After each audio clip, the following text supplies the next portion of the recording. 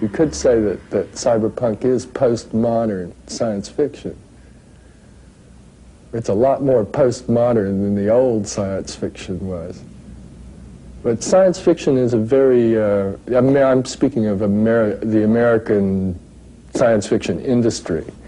And it's been traditionally a fairly reactionary literary form, a form in which you weren't encouraged to develop as a stylist or to investigate any of the things that were happening in the world of literature.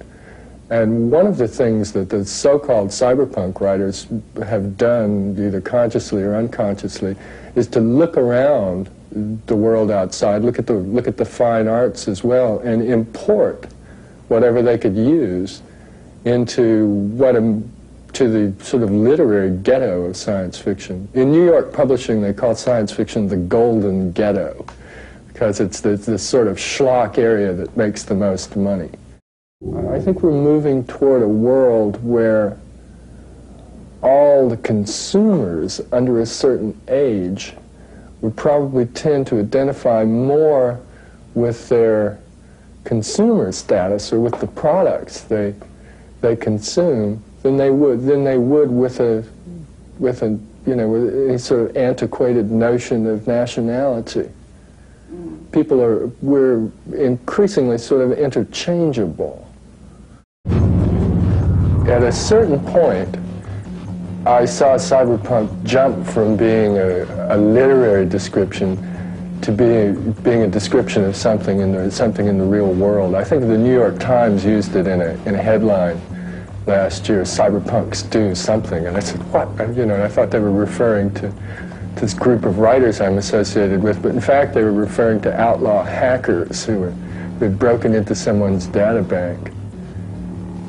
And I believe Time magazine used it as well in that sense. So which is an interesting thing to see. I was happy to see it take on this new life in the world outside, because then I felt I wouldn't be quite so saddled with it.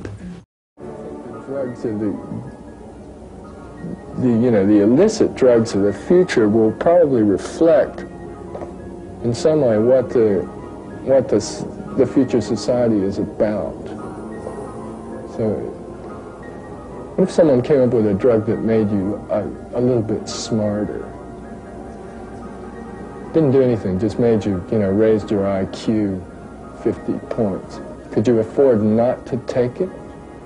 Having taken it, would you like to go back? It'd be 50 points stupider.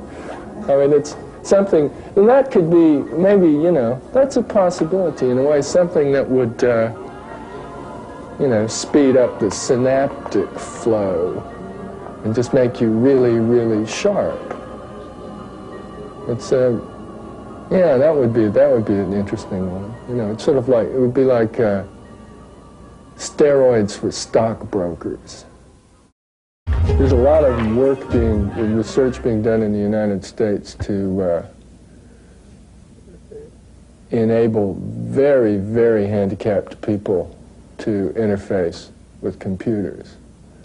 And that's another area where that brain plug stuff is eventually going to come from. I talked to a man 2 days ago who's working in eastern Canada on a project that will allow totally blind people whose optic nerves have actually been severely damaged, to watch television.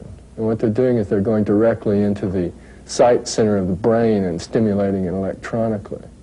So a totally blind person can watch television, a totally blind person can then walk around with a mini cam and not be a totally blind person.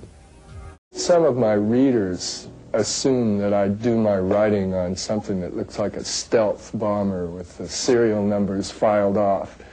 But in fact, I use a very primitive, obsolete computer, which I only got about 2 years ago. And before that, I wrote on a manual typewriter.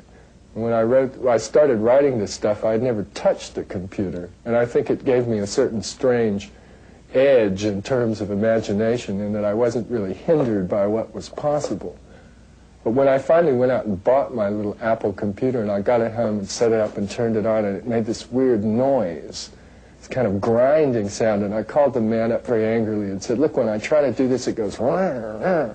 And he said, sir, that's the disk drive. And I said, what's that? And he explained it to me, and as he explained it to me, I sort of lost something that I'd had. I somehow thought that they were these silent, crystalline engines that you know, I hadn't really thought about how they worked. And then I realized there was this piece of clumsy Victorian technology spinning a little plastic record around. And I sort of went, oh, you know, and at that point I sort of lost something. You know, I was signing books in San Francisco at a bookstore downtown last year, and two guys came roared up on motorcycles, totally in black leather, with very short hair, and they kind of came marching into the store, and as they got closer to the table, I could see the disappointment growing on their faces as they realized that, yes, in fact, that's him. And they sort of looked at me very sadly, and one of them got out his beat-up copy of the book and said, well, you can sign it anyway.